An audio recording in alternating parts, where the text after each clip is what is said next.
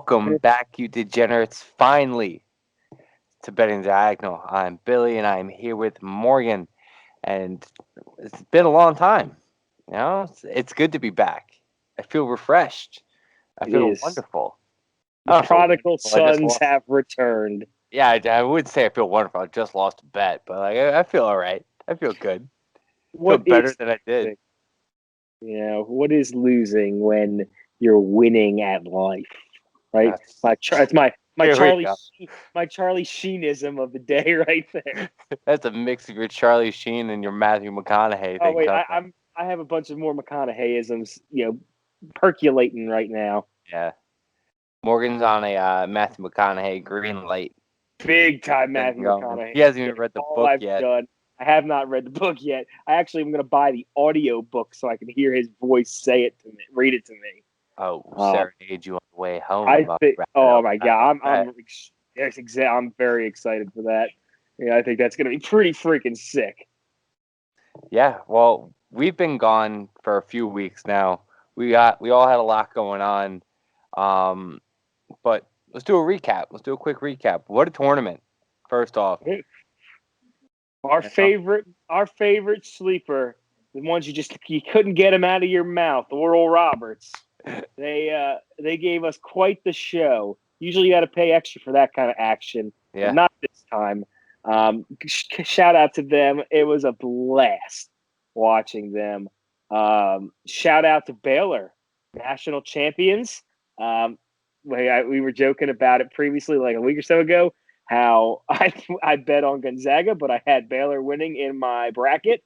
So Can't trust himself.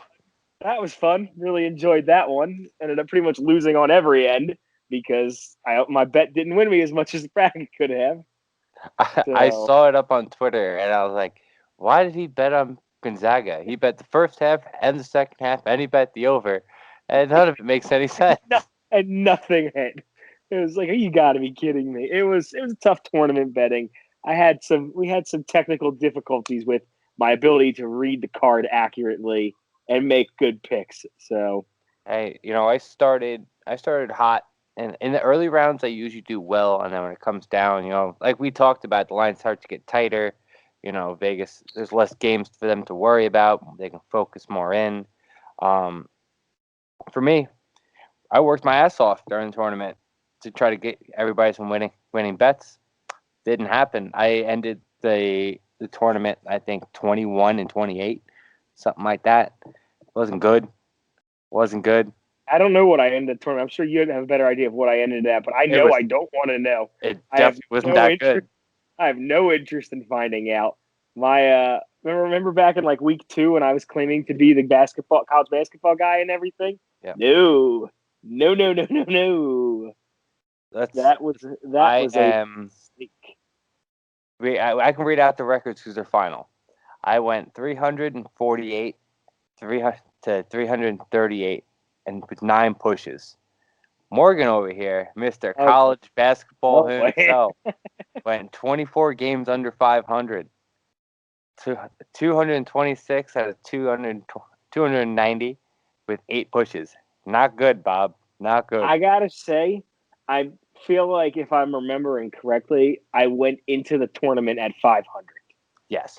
And No, just so below. You were like I 5 games. was just below. So I dropped 28 more games in the tournament.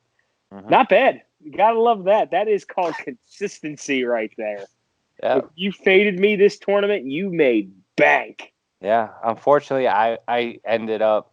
I was just under 20 games. I was just under 52%, which would technically be the profiting level. Some things I had like money line, dogs, this and that, whatever it is. We didn't really keep track of the units this year, but it was profitable. As usually as my season goes, it's somewhat profitable, and then during the tournament, when I placed the bigger bets, I wind up losing almost all of it. Um, but yeah, I lost a lot, but I loved every second of it. And I just wanted to mention that Gonzaga UCLA game was one of the best college basketball games in recent memory. I loved every 100% agree. second of it. So even though we're a little late to it and everything, we got to discuss it. Greatest shot of all time. Suggs or Chris Jenkins? I don't know. I So know where I go, and even I go Leitner. So I go Leitner as the number 3. let's see. I think Jenkins is the biggest because it won the title. Yeah. I think Suggs is number 2, and then Leitner is 3. Yeah, but you can't beat that 3/4 court pass to nobody picked up Suggs. That's what I will say. Nobody picked up Suggs. Well, nobody picked up. Oh, that doesn't help my argument. Never mind. I say nobody picked up Jenkins. Um, But you got Jenkins. You got bang, yeah, bang! confetti everywhere. The It was crowd goes wonderful. wild. I remember sitting down there at Nova just going nuts. Yeah, it was wild. That was a wild shot. Shout out to Jalen Suggs. Unfortunately, Gonzaga couldn't finish. Baylor looked all the part of number 1 seed, as they did the whole tournament. But since then, baseball started. I fuck baseball. I thought I We, was having a bad we time with fucks baseball. with baseball here at Betting the Diagonal. No, We are we big don't. baseball guys. No, we don't. According to the records, updated records from today. Morgan, you didn't play any baseball today, right? I played. Yeah, I played 3 baseball today. On the Twitter card. I believe so. Yeah. Well, I went 1-7 at my updated rankings. Yikes. Jeez. You better shut your dirty whore mouth with that after I got to read this off. I did play. I played 5. Yikes. Oh boy. How'd you do today, though? I'm looking them up right now. Well, at least Okay. 1 because the Phillies got shut out. So Yeah. while Morgan adds his up, he is 7 for 17. That is, again, efficiency right there. He's just bad across the board. And I am nothing but consistent. I don't know shit about baseball, and I have almost as good of a percentage as he does. So give that what you do. I got cucked. Was it second game of the year? Second day of the season. I had Padres first 5 money line, right? They're up 6-1 going into the 5th. They I let went up 3 6. 3 and 2, by the way. What? 3 and 2, by the way. Oh, so he's moving We up there. we picked up a game. Padres are winning 6-1 going to the top of the 5th. They let up 6 runs and then never score again. I very vividly remember that, and I'm pretty certain I remember the text saying, "I hate baseball." Yep. I hate baseball. No shot I'm ever betting on baseball again. And then I continue to bet on And baseball. then here you are talking to me right now You know about my only win? My only win is the one that shouldn't count. really. Yes, when he didn't touch home plate. Oh, you gotta like that though. That's good. That's good. Cosmic energy right there. Yeah, it's that night was filled with some weird officiating because I was watching the Knicks game while that was going on. Like Twitter was going wild about that, and there was like 5 or 6 questionable calls in the Knicks game to try to keep that lead within a certain striking distance. And Knicks covered, thank God for me, but it was a little suspect. If the Somebody's foot was out of bounds. They took if a the 3 off in the third quarter during the middle of the fourth quarter, and if the Knicks make the playoffs, are we bringing back Knicks tape? oh, bro, this it leads perfectly into like the most Oh important man, thing is I that while we've been gone, I've officially hopped on the Knicks bandwagon. Like I did it unofficially before, but I wanted to announce it on the show, but we haven't had the time. The Knicks are playing relevant basketball still. it's It's weird. wild. It's It crazy. is it is very strange.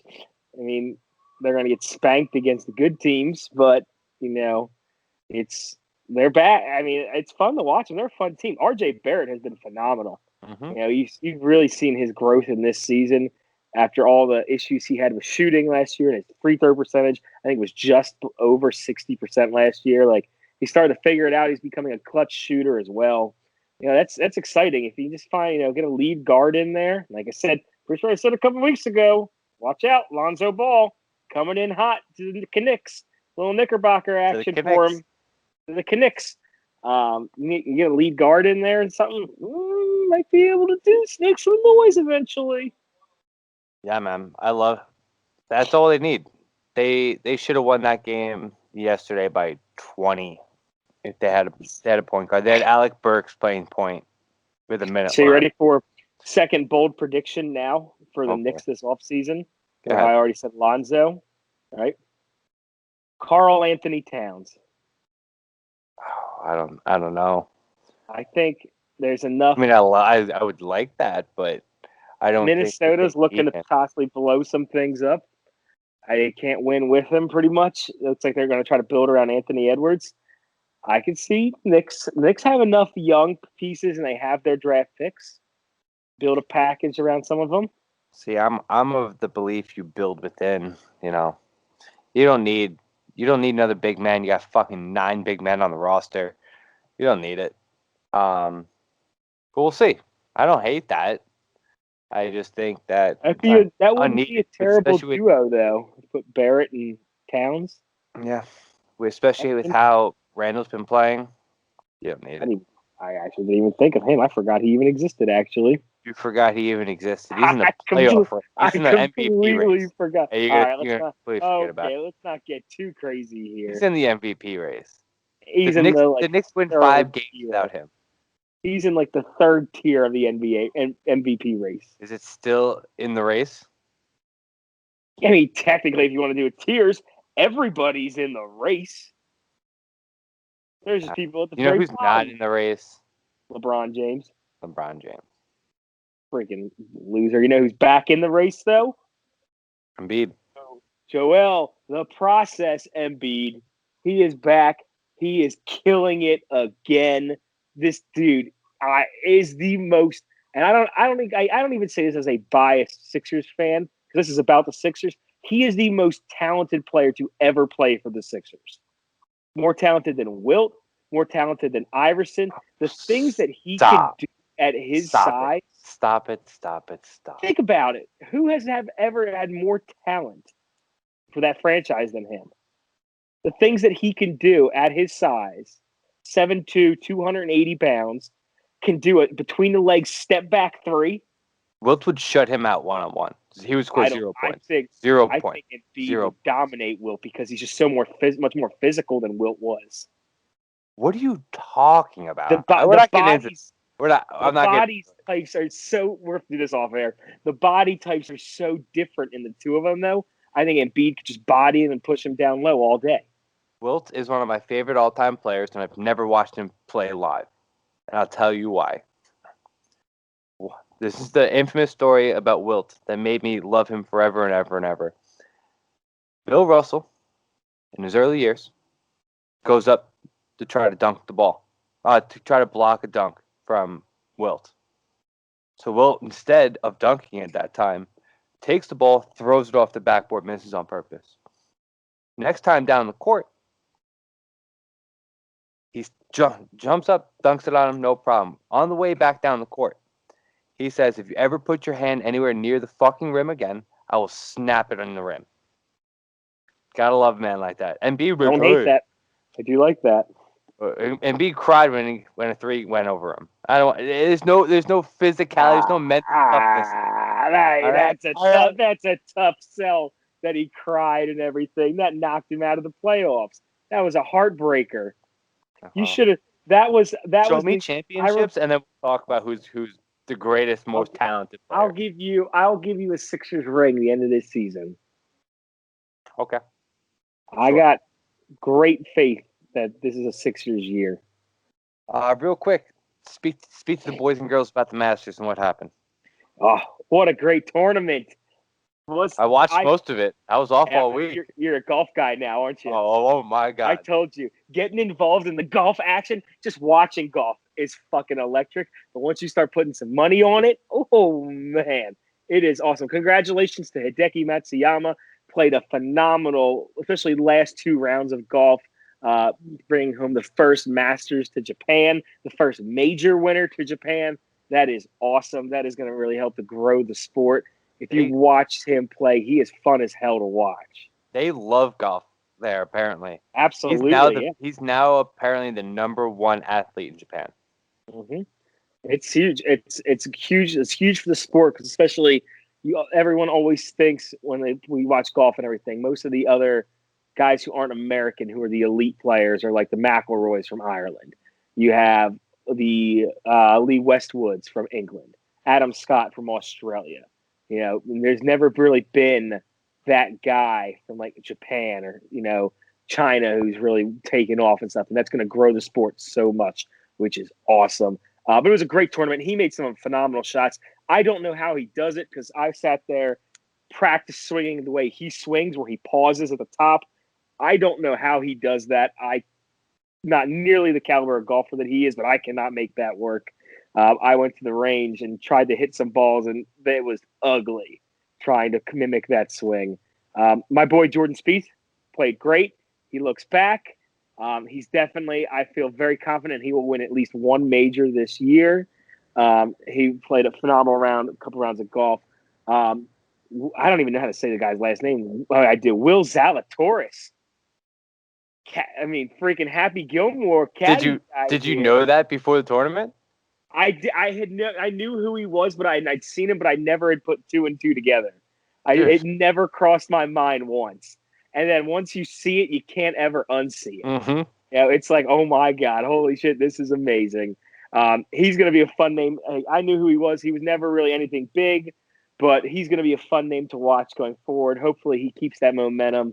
It's just a lot of times with those guys like that, where it's ones you haven't really heard of too often, they kind of fall off the map a little bit. But we're seeing some of the cream rise in the crop of it. Seeing nice new golfers in there. Shout out to our guy Bryson DeChambeau, who said that Augusta was a par 67 course. And if I'm not mistaken, in his first round, he went out and shot like a 78. Yeah, Just he was killed it. terrible. He played great. Gotta love him. He didn't have enough protein shakes going into the tournament. Hopefully, he learned for next year. He's got to have a couple extra. Bring the shape weight with him, maybe. That way, get a couple extra yards on those drives. But a great tournament. We move forward. I believe the U.S. Open is the next tournament, which is in South Carolina, my homestead, right on in Kiowa. That's going to be an awesome tournament. That'll be really fun to look into coming up. I think it's a little bit less than a month, if I'm not mistaken, because I believe when we say I'm going the weekend right before, or I'm going the week that weekend, one of the two, I'm heading down there. Be a great tournament. So we're going to have a lot of great golf action coming up shortly. Beautiful. I love it. And shout out to our boy John Rahm. He didn't win. John Rahm. The Yeah, baby that was making juju. disappointing. That was very disappointing. He didn't play nearly as well as I would have thought. The Even if he first, wasn't going to win, because it's tough to win. Like golf is such a tough sport to win, especially after 4 rounds. But he didn't even play really that well at all. he got top 10. Got top 10, but Cashed my ticket. That's all that matters. I didn't have a top 10 ticket. I had a win a tournament ticket. Well, man, it looks like I'm winning. Looks like I'm the better golf handicapper. Is what it looks like to me. I mean, Here we go. I'm playing all my guys to win. Well, I happen to win too. Because if you listen to me at FFD, if you listen to me anywhere, anytime somebody has a baby, the next thing they go and do, they have themselves a day. And he was seeing the course real well to start the first round. So I watched the whole first round. I was sitting at work, not doing anything, and he missed like 3 putts on 15, 16, and 17, and I'm like, oh no, here we go. Furious. I'm furious at my 9-inch phone, my 9-inch fucking screen on my phone. Oh man, but I fell in love with gambling on golf. We had a boys' weekend, and especially it's fun because I sat there. I remember I was sending you pictures each day. I was sitting there in my office every single round, Thursday through Friday. I had 3 different screens going up. You go onto the Masters website, they pull up. They have 6 different live camera feeds. The featured group, Amen Corner, a couple different holes and stuff. I had 3 different screens with 3 different pairs playing it every single time. It was just perfect. That's when you know the golf season's here. Once the Masters is here, that means summer is kicking off. We are in that time of year where we're playing with the flat sticks. We're having a great time. I love it. I fell in love I'll be watching plenty more. I'm going to become a golf handicapper once at the NBA and the NHL are done with. It'll be strictly golf and the Olympics from there on out. I forgot the Olympics are even happening this summer. Holy shit. Gotta love it. Gotta love it. Before we waste any more time doing a recap, let's get into some games for tomorrow. That's what the people are here for, after all. They're here for winners. They're not here for us to reminisce about the old. You know, They were they want actually money. here to look at our faces, you know. I thought that's the whole reason we do the video behind these podcasts is so you can look at us, you know, see who has the better beard, maybe who has the better hair. My beard looks good. My hair is not so much. I Yeah. have neck beard right now, but when I trim this neck beard for work tomorrow morning, I'm gonna look damn good. You're catching I a Snapchat tomorrow of that. I think this is a 2-0 Morgan sweep right here. Listen, lady hair, I don't want to hear it. But yeah, let's talk some games. You want to kick us off with some? What do you got going on? Who are you All looking at? right. Let me bring it to the ice real quick. I got a couple games. It's still a little bit early. There's not too many games on tomorrow, but I'll be looking at the Jets money line against the Ottawa Senators. Uh, the Sens stole one from the Jets the other night in a game where I actually was leaning on the Senators. I just what was it Monday? Monday, I had three dogs that I loved, really loved. But I was like, not. I wanted a nice juicy parlay, and I was like, they all can't win. I'm leaving it alone. I didn't bet the Senators. I went somewhere else, which lost, not the Jets. I didn't pull the trigger, and they won. This time I'm going with the Jets. Um, they're going to be looking to bounce back after the loss to the Sens. Get their skates under them for a nice full 60 minutes. 'Cause Thursday night they're going against the first place Leafs, who just look better and better. Unfortunately, as much as I hate them, they look better and They better do as look time goes good. on. It is terrifying to Yeah. see how good they look and how close they came to adding Taylor Hall to that team. Also, Mm. holy shit, Yeah, that very. offense is unstoppable. I think my Flyers give up a lot of goals now. I couldn't even imagine watching what That's what that I'm would be. saying. Um, on the year, the Jets are 5-2 against the Sens. Um, I think it's a bounce back game. Just like as I thought Monday was going to be more of a letdown game. The Jets came into that game winning 9 out of their last 12. So for them to come back, get ready to go against a top team. I love it. One thing to note though, they'll be most likely be playing the backup, Laurent Brasol. I had no clue how to say Laurent his French. Brossois. Brassois. I have no idea how to say his last name. He'll most likely be in goal over at Hellenbrook. So take it with a grain of salt. Maybe I don't know. I wouldn't take it in regulation. I just take a straight up money line. The next game I'm going is going to be Avalanche -1.5 against the Blues. Avalanche are the team to beat. Simple as that. As good as Toronto looks, the Avs, the number one scoring team, sec- second best team in goals allowed. Uh, they added more depth by bringing back Soderberg. They brought in another goalie, David Dubnik. Not David. What's his fucking name? What's his first name? Devin. Devin. I'm thinking the fucking YouTube guy. Uh, Devin Dubnik.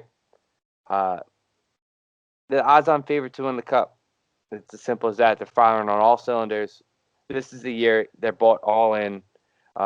There's nothing wrong with the Blues. Blues are an average to mediocre team, but the Avs are gonna just blow the I balls off mean, them. what a ricochet shot right there. Yeah, There's average nothing to wrong with the mediocre. Blues, but you're an average to mediocre team. Well, there's like Jeez. there's like let's be real. There's really two or three teams, Oh yeah, and they're everybody definitely. else. I'd say that they're probably second or third tier. Your top. I mean, your top tier is Colorado, Toronto. Yeah, Um, I mean, you could probably make a case for. Like, I'd say Islanders and a. Pittsburgh are second. Are probably second tier. I mean, Yeah. I would go the Caps over the Penguins. Penguins look like shit lately. We don't haven't had time to talk too much about hockey. We're going to get into it more now that college basketball's freed up almost all of my time. so So it'll be fun. I can't wait to talk more hockey. It's a small slate tomorrow. We're gonna start growing. We should probably maybe we should shave into our playoff beards. I mean I'm ready to go. I can start going. This here has I have not shaved in over a year, and this is all that I've gotten. I haven't shaved in a week. Yeah, I don't even get the side. All I get is the goatee. That's all. Side note, before we go any farther, that Gardner Minshew picture. Whoo! Dude, oh man, Sheesh. I've never. I had actual feelings for a man right Yeah, there. Like that is what I want to look like. That is peak male I performance. thought it was you, and That's the all nicest that thing running anyone's you've ever been said to me. doing paid off. If I just like that, it kicked in. That is the goal. That's what my goal is going to be to look like. I saved a picture of that in my phone. That is the goal. I'm not cutting the hair. I'm just letting it going to keep go. I can't get the full beard, but or even the scruff on the side. But I rock the goatee pretty good. I don't have nearly as much chest hair as he does, but you know what? Maybe I'll take some off the top and I'll just tape it on there. Yeah, that's what we're striving for next summer. That's going to be the summer of 31. That's my 30. my Gardner Minshew years. I just wanted to bring it up while we were talking beards. More, why don't you kick us off with some NBA? Do you have any NHL? I have nothing NHL. Okay, I've forsaken the NHL. I can't bet on them when my team is an absolute abomination. So I've done because well it's so far, so I look to keep yeah, it going. just I'll tell you this: just bet against the Flyers every single day. Bet the over and bet against the Flyers. They're gonna give up 6 goals a night, and they're gonna score one. Take the alternate spread every time. Other team -4.5. You're gonna cover it. I almost want to guarantee it. And there's no guarantees in life and in gambling, but that's nearly a guarantee because the Flyers are so bad. That's But terrible. anyway, yeah, tell me about it. It's very upsetting to me. Um, anyway, yes, I'm not going to have any NHL games going tomorrow, but there are some good NBA games and baseball games heading on. Best game tomorrow, which I remember a couple weeks ago, I threw a fit that I think it was the Jazz and the Sixers weren't on national television. Well, NBA did right this time. They took the Lakers off of the prime time game and moved the Sixers and the Nets into that spot.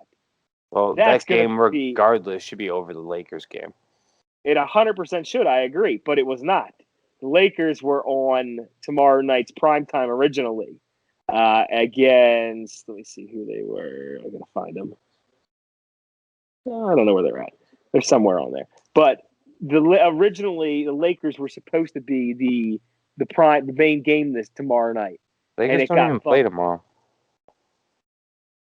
Maybe I'm talking about the wrong day. Who they play? Who the Sixers play lately? Sixers? Did they I'm trying to play pull up who lately? It's your who they play. team. I know. I don't know. Whoever they played on Saturday night, all I know is I had the first half, and I told everybody at the party bet Sixers first half, and we all Bet. prospered like young kings. Good bet. It's always a good bet. Regardless of that erroneous statistic that I decided to say for whatever reason, um, I like the Sixers laying 5.5 against the Nets here for a couple of reasons. A, and the one that's the most profound reason in my belief is that there is no answer on the Nets for a healthy Joel Embiid who is on a mission to win the MVP. There's no answer. And the other one goes right to it, and Ben Simmons said this, I believe it was there yesterday. Nobody on the Nets plays defense. Even LaMarcus Aldridge stated the other night he needed to watch the tape because his defense was so bad the other night against the Lakers. They can't. They can't. They don't play defense. They're two big guys with Blake Griffin and LaMarcus Aldridge are shells of their former self. They can't move. Blake amazingly has learned how to dunk again for the first time in 3 years, but has never been that strong of a defensive player. LaMarcus Aldridge has never been a great defensive player. That can't stay healthy. We already know that Harden's not going to play. There's a shot that Irving doesn't play. Billy, I know you and I talked about this before we went on air. I think there's a chance that Durant doesn't play tomorrow Me too. because they're playing tonight. They put up a monster scoring effort this evening. I think there's a shot on the back-to-back. They rest him. They are. I think that they're much more nervous about his injuries than they are letting off. And I think that's one of the main reasons that he sat for so long these past month and a half, give or take, because these games don't mean anything. Like right Yeah. now, this game tomorrow, it means something because it's for seeding in the East. But a game for the Nets against the Hornets, that means nothing. Like, why risk him? Why play him? You need to get him ready for playoffs. So right now, you're at about the 18 to 20 game mark, if I'm not mistaken, till the playoffs. It's a good tune-up to get ready. But I think the Sixers come out and they want to show because they've all been saying the right things. Where the number one seed, means something to them. I think they're going to come out and show it for sure. All right, next one. Moving on from that, I'm going to have the Bucks laying 9 against the Timberwolves. Um, to me, this is kind of a weird line, and I think my belief in why this number is because of everything that's happening in Minnesota currently. I think that Vegas is thinking that it's going to kind of light a fire under the Timberwolves a little bit more to kind of come out and do something. However, the Bucks are just a force. They have been rocking on all cylinders of late. They're playing very well. The Timberwolves just can't answer for all the weapons that the Bucks can throw at them. Getting Drew Holiday back healthy a few weeks ago, that was huge. Really incorporating him in the offense right now with Middleton and onto the Pumbo, that's massive for them.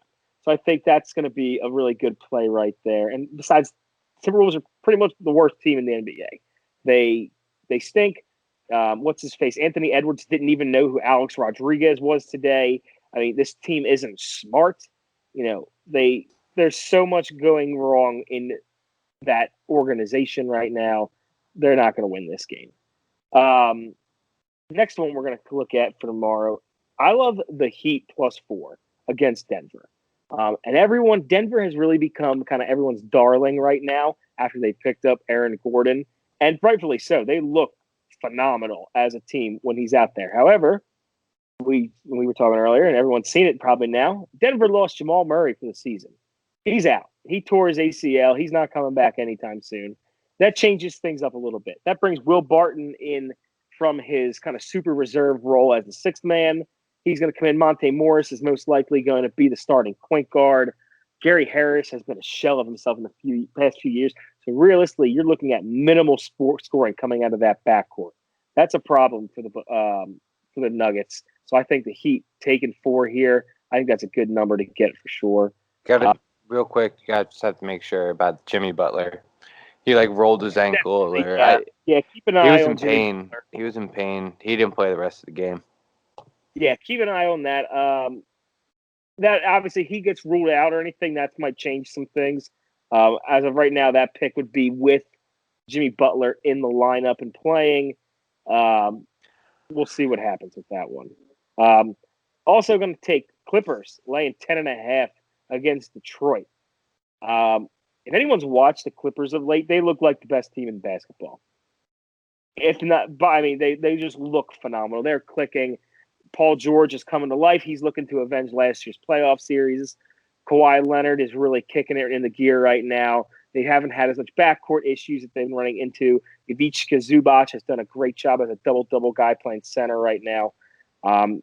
Pistons are in a transition period. They're looking to play their younger players right now to get some eyes on them, see what we have. They already shipped out, Blake a while back. They got rid of Drummond last year. They're getting rid of guys that are no longer part of this organization going forward. They know that they're not, doing anything with this. I think this is going to be an easy Clippers win. I will, though, caution that I would not be surprised if at least one of the Clippers 2 stars sits. So kind of take an eye and see where this line might jump to. I think it could come down with one of them going out to probably about 7.5. So maybe see where it goes if you want to take the Clippers side there. Last game I'm going to do for the NBA, Pelicans Knicks over 220.5. You got 2 teams on the complete opposite spectrum. You have the Pelicans, which is the number 1 team in the league for the total. You have the Knicks, who are in the bottom half of the league for the total. I watched the Pelicans the other night against the Sixers. They are fun as hell to watch. And we talked about the Knicks a little bit earlier. The Knicks are going to make the playoffs. Knicks might end up being the 4th seed in the East, surprisingly enough. You said that to me in the beginning of the season. I would have given you every penny and said, go ahead, put a bet on that. You're going to lose. Mixtape. There it is. There's the stupid Jared used to say that all the time, and it pissed me off. And then I Nixon. absolutely then that's why I would just start doing the mellow three of the dome to him, and it would annoy the hell out of him. So, but I do love the over in that game. Um, we've all seen with the Pelicans; they just flat out can score. They run like crazy. I think this is going to be a very close game. It was right now. I think what you had, the Knicks +3 earlier is what we were Yes. talking about and everything. I think this is going to be a very close game. I do think this has a potential for an overtime game as well. These teams are, I think, very similar. And if you put the Pelicans in the Eastern Conference, I think they would probably have a very similar record to the Knicks, what they have right now, and be a playoff team. It just so happens that they play out in a loaded West. So I do love that over there to look at it. Look for a big game from Julius Randle. RJ Barrett has been coming to life. He has looked phenomenal for the past few weeks. I look for him to have a big game as well. Um, Going to the Diamond, we got a couple games that are interesting on the bat. It's now baseball is a little tough right now just because you're still very early in the season. Clearly, I'm not off to a great start in baseball. So when everything I say right here, take that with a massive grain of salt because every one of these could be wrong. Um, First one, and this is already going wild. First pick I'm going to have is the Yankees and Blue Jays over 10.5 runs for the game. Now, if you know anything about, have done any research ever into making a pick or anything, you will see that the Jays and the Yankees are both in the bottom five in all of Major League Baseball with the total. They do not hit the over, at least in the early going of this season. Doesn't bode well, right? We're going to go with a hunch on this one. It's two weaker starting pitchers in Corey Kluber and Ross Stripling. Both of these offenses are extremely talented.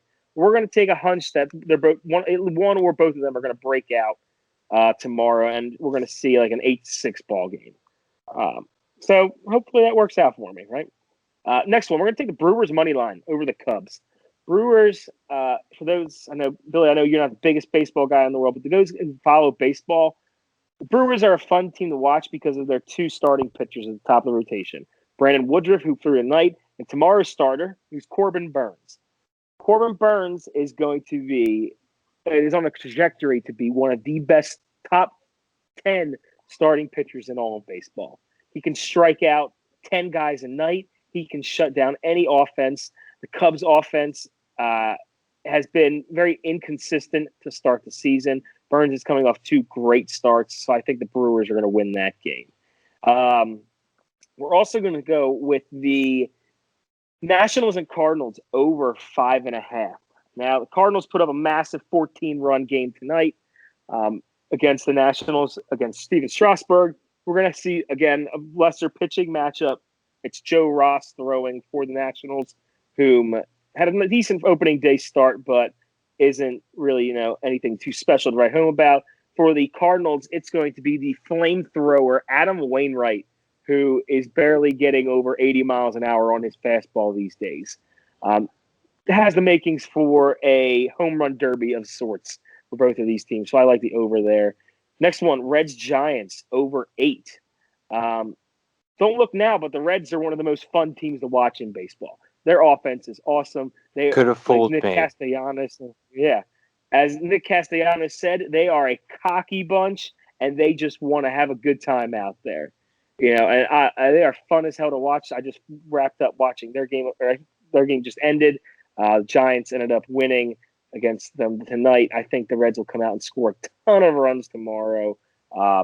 Giants pitching, though it was decent enough to win today, is not very good. The Giants as a whole are not very good. It's going to be Tyler Mahle versus Johnny Cueto. Johnny Cueto is coming off an 8 2/3 inning, 1-run game, pitched great. Johnny Cueto is old. He's not the guy he used to be. I don't expect him to follow that up with another gem. So take the over there. And then the last baseball one I'm going to have tomorrow is going to be the Padres' first 5 innings at -1.5. Not going to take the full game with this one just because of how the Padres have kind of been blowing some things a little bit of late. But they're going against Pittsburgh. Pittsburgh's the worst team in all of baseball. Should be an easy win and cover for the Padres. We're not going to take the whole distance. big reason why I love this one, and I don't, is Joe Musgrove coming off a no-hitter in his last start where he threw 9 innings, struck out 10 guys. He's now going up against his old team who traded him to the Padres in the offseason back in Pittsburgh. I don't think Musgrove's going to go any further than 6 innings just because it's so early in the season. Teams don't love to throw their guys that many deep innings right away, but give me 5 innings of Musgrove over Tyler Anderson. I like my chances. Beautiful. And that's what we got. I have some NBA. You just skipped right over me. It's all good. It's been a while since just been Morgan the two show. of us. It's the Morgan hour. I know it's been a while since just been the two of us. I'm pretty much on 2 of the games you're on. I just have a couple other stats, and I wanted to ask you a question about the Sixers game. First, if Durant does not play, where do you think the line is going to move to? Think it's going double digits? If Durant sits, I think it'll move to 9.5. Okay, I'd still take that. So I'll be on Sixers I would first half. actually. I probably take, if Durant sits, I probably take the Nets plus 9.5 because that's a game where the Sixers then will play down to the competition. That's lame. So then that'd be That the is perfect game. historically what the Sixers do. That would be the perfect game, boys and girls, to take Sixers first half because it never fails. 100%. Yep. Um, I'll be on Sixers first half. I'm waiting for the game to pop up on my book so I can take the 5.5. We'll see where it goes, see what happens. I do like that line though. The Nets are 5-12 against the spread, playing in back-to-backs, and especially coming off a back-to-back that they weren't expecting to have, going against the top team in the league. I like it regardless whether Durant plays or not. Both teams are hot though, but doesn't matter to me. I'm taking Sixers currently lines at 5.5, and Sixers first half will probably be 3. You talked all about the Bucks -9. I'm all over that. There's no reason for it. I got a question. Another question actually. How's that Giannis under rebounds doing? Have you been That's a good keeping up with that? question. 'Cause I I haven't seen you. haven't actually in a long time because I remember it started the season. He was 0 for 17 to I love start that. the year. Let me see what he's at. I'm actually very curious about. In the meantime, I'm going Spurs -2 against Toronto. I hate betting against my favorite Mountain West killer, Malachi Flynn, but the Spurs have been playing well on the road. They've been 16-7 against the spread while playing away from home, and they are 8-1 in the last 9 meetings against Toronto. So give me the Spurs -2. I also have 2 soccer picks. Well, going out to the pitch. I'm I taking like taking this. 2 dogs tomorrow. I'm taking Ooh. 2 dogs. I'm taking my boys Real Madrid, and I'm taking Sir. Um, Even though Ramos is out, I still think they're so defensive heavy that it'll be fine. It should be easy for them. You know, they're dogs because they don't need to win the game. They can give up a couple and still move on. Champions League. Um, Same goes with Dortmund. Um, Dortmund's plus 400. I'm just as I saw it, I just looked it up now. I didn't do too much research on it yet, but first off, with a number like that, with a team this good against Man City, who's a very, very good team, probably the best team in the world. Um, but I would either go if they have an option for Dortmund or a draw, like them together. I'd go with that personally, but I will be just throwing them two into a small little parlay that pays out plus 1,600. So I'll post that in the morning, and hopefully it hits, and we're all eating chicken tendies. I like both of those. I had Dortmund the last game match against Chelsea. No, is it Man City? Man It's either City. Chelsea or is it Man City? I had them last one against Man City. I thought they were going to win. They didn't, but I think Dortmund is a phenomenal squad. Erling Haaland is amazing. He is.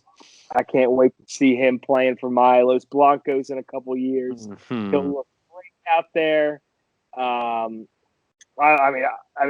You went right to my soul by picking my Real Madrid squad. I love So Real. I'm very pleased with that. We can do that over and over again. I very much agree with you on that pick. I think that Real really showed something their first match against Liverpool, where they won 3-1. Like you said, they're very strong defensively, even without Sergio Ramos. They're a very banged up bunch. They've been banged up all year, unfortunately. But they're still getting some guys back at the right time. Fede Valverde will be back in there. They still have. You can make a case for the best midfield in all of soccer. So, yeah, they got some nice weapons. And Karim Benzema talking his way into the Golden Boot conversation with how he's been playing. So, don't hate that at all. I love it. I love the value on them. It's really what it is. It's more of a value play for me. It's not crazy analytical. It's just when you see the odds, you see the teams, you see the talent on the teams. You take the chance. Sometimes it won't be a massive play. Be a little parlay for the fun. I just wanted to throw it out there while I was just scrolling through. I was trying to actually find a prop bet, and then I saw that they were playing tomorrow. So I threw it out there for the public, for the boys and girls. A little bonus, something, something. Since we've been gone for so long. Morgan, you have any more picks for us? I have nothing else right now. I'm sure I will have something else that I throw out there, especially now that we're talking soccer picks. I didn't even think of soccer as I'm going through it. I will tomorrow after I do my little running around. I will 100% be watching that match. I'll be watching the Sixers game tomorrow evening. I'll probably throw the Phillies game on there and watch Degrom just annihilate the Phillies. But I'm they not. won't. They won't score any runs, so it'll be okay. Now, there's a chance the Phillies win and get no hit in the same game. Um, so it'll be one of the coolest things I've ever seen. But there's a good chance it happens. I saw a great So, stat about Saturday afternoon's Met game when last time DeGrom pitched. It was only the second time ever that a pitcher struck out at least 14, only let up one run, and walked zero and lost the game. Can you name that other pitcher? It happened in the last 10 years. say it one more time so I can put it all together. 14 strikeouts, no Okay. walks, one earned run, And lost. and lost. Only happened one other time. Chris Sale. No. Jake Shields. James Yeah, Shield. Oh, I never would have guessed that one. 15 strikeouts, 2012. That's wild. I never would have guessed that. It was interesting. I don't know. I'm trying to find it, but I don't know the exact number. But there was a stat they put up the other day about DeGrom, and it was I think it was his last 19 games pitched. He's got, I think it was like 6 wins with a 1.93 ERA, and his last 25 losses that he has an ERA of 2.3 and change. Like, it is just ridiculous numbers that any pitcher would die to have. And if you have a 2.3 ERA, you are arguably the best and should be winning 20 games a season. You see guys like Garrett Cole, Justin Verlander, those guys who win 20 a year. Their ERAs are sitting in threes, maybe high twos. Mm-hmm. What DeGrom is doing and does, nobody does. Like, it's time to trade him to the Phillies. Is what I'm thinking. Hey, you know We'll damn well he's going to the Yankees. We all know damn well he's going to the Yankees. no, the Mets wouldn't do that. They wouldn't want to send him to their in-town rival. Well, isn't he up for contract? No, he's under contract for like 5 more years.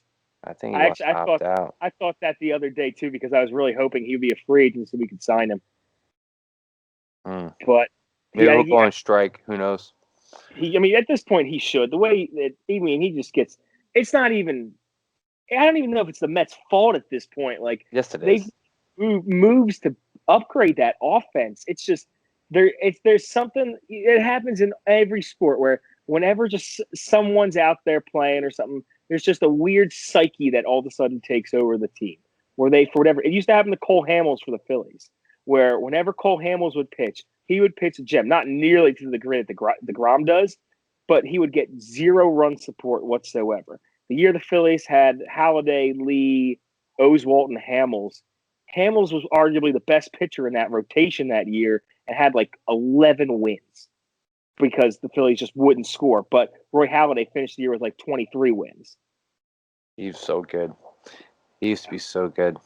That's when I used to love baseball back then. If we did this show a decade ago, oh, watch out. I'm be a baseball guy. I'd be your baseball guy. I I'm out remember of the game. the Phillies, and it was like, holy shit, this is. We've been watching these scrubs pitch for the longest time. This guy is just. It was the first time It was the first time in my lifetime watching one of my teams have a a pure Hall of Fame pitcher on it, and that's never happened for the Phillies at any point in time. Cole Hamels is not a Hall of Famer. I wasn't when Kurt Schilling, and he's not even a Hall of Famer technically, but I wasn't watching the Phillies when Kurt Schilling was out there or anything. Getting to see Halladay was like, wow, look at this dude do this, like just cutting through lineups left and right. Yeah, I grew up a Yankee fan, so I got to watch. I used to be a religious Yankee fan as a very young kid, so I got to watch Been Mo. very spoiled. Yeah, I was spoiled as a child, and when they started to suck, I was like, it was 2 years and they just weren't very good. I was like, yeah, it's bad enough baseball for me. I'm out of here. Yankees and all Boston fans can't. I actually like Yankees, but can't stand them. They've all been so spoiled. Meanwhile, down here in Philly, that ugly stepchild brother of those two cities with our big time inferiority complex. We get 2 titles in the past like 70 years put together. Yeah, that's why you guys aren't part of the tri-state area. It's the only reason. It's unreal. We get screwed. It takes less time for me to get to my house to Philly than it does to get to like Hartford. but you're not in the tri-state. Unbelievable. I was thinking that today, leaving work. I was like, God, we have such an inferiority complex to all these other cities out there. That's why you guys always play with a chip on your shoulder. But it is what it is, Morgan. We have to close it out before we start going on this long tangent that me and you normally do at the end. Close this out. Parts of the show. But yes, thank you everyone for joining us. Thank you for bearing with us with our little mini vacation that we need to take to kind of clear the mechanism, as old Billy Chappell likes to say out there when he no hitters and perfect games against those New York Yankees. But we need to clear the mechanism a little bit, get some good juju going. Had a cold month. We're starting back hot. We got good sports coming up. We have Olympic action coming up this summer that we're really excited about. We have some possible awesome things happening down the line that we're really excited about. But this has been a great show. Billy, what's going on with you? Where can I find you at? What do you have happening? I got a lot of stuff happening. Too much stuff happening. Hopefully I have more clarity on some things next week. We may have some announcements to make. Don't know what's going on. This, not. FFD's coming out soon. Draft episode. We might have Morgan on. Hopefully, because he is obsessed with doing mock drafts where he's going to be completely wrong. But that's neither here nor there. I will put it out there right now, and I will even guarantee it. I will hit in a mock draft, whether it be a live thing or just a mock draft that I make. I will hit at least, I don't know, a live one. I'll probably hit about 50% of my picks on a mock draft. That ain't good. That's not bad. That ain't good. That ain't bad for someone who doesn't have any of the resources of those people out there. Oh. Anyway, my big claim to fame for mock draft season is I called Jonah Bolden to the Sixers in the second round. The year we took, I think it was Markelle Fultz, but that's neither here nor there. He stinks. Yeah, he's out of the league. He was a bum, but I knew we were going to take him. Yeah, a lot of stuff for FFD coming. I have a couple articles done. Just got to put them up. Follow me at Billy FFD. Follow me on Twitter. Follow me at ffdpodcast.com. That's where I'll be for football season all year long primarily. I'll be back and forth with Benedict Acknell, Twitter with that as well. But football season's coming for me. I have a lot of work to do. I'll have plenty of content for the boys and girls who like fantasy football just as much as they do gambling. I'm here for all. I'm here for everything. I'm here for the money, to win you guys money, to win you guys leagues, to win you guys everything. Morgan, where can I find you? What are you doing? Well, it's actually funny before you say that. Before speaking of fantasy football, for those of you who might not have tuned in or watched right now, we have a very special series that we're doing with Jared for Birthing of the Degenerate, brought to you by Betting the Diagonal. Right now, we're going over uh, DFS DFS. with Jared for daily fantasy sports with football. We've had two great episodes so far. We're trying to really switch it up a little bit and get into different variations of gambling so everybody can kind of learn what those are. DFS is something that someone like Jared would enjoy significantly more probably than his regular sports gambling because he has ability to set a football lineup for him. So whatever has the least amount of work imaginable, that's what he likes to do. But take a look at that series. It's been awesome right now. Billy is a DFS aficionado. He knows his stuff. He wins a lot of people a lot of money doing this. So take a look at that. He'll have some great lineups coming out for you guys come the fall. But you can find me at MoWatch26. You can find both of us at Betting the Diagonal. We'll be posting our plays as usual every single day. We'll be throwing some crazy stuff out there now that college basketball's over. You'll see a lot more golf. You're going to see a lot more baseball, hockey, NBA. Like we said earlier, when the Olympics come around, we'll have Olympic action going. I'm guaranteed. Billy already said he'll have soccer action. I'll probably put some soccer action up there tomorrow. A lot of fun stuff down the line happening for us. But that's for another episode. We'll leave it at that. Billy, this has been a blast as always. As always, my friend. See you Thursday night, my dude. Later. Good luck, you degenerates.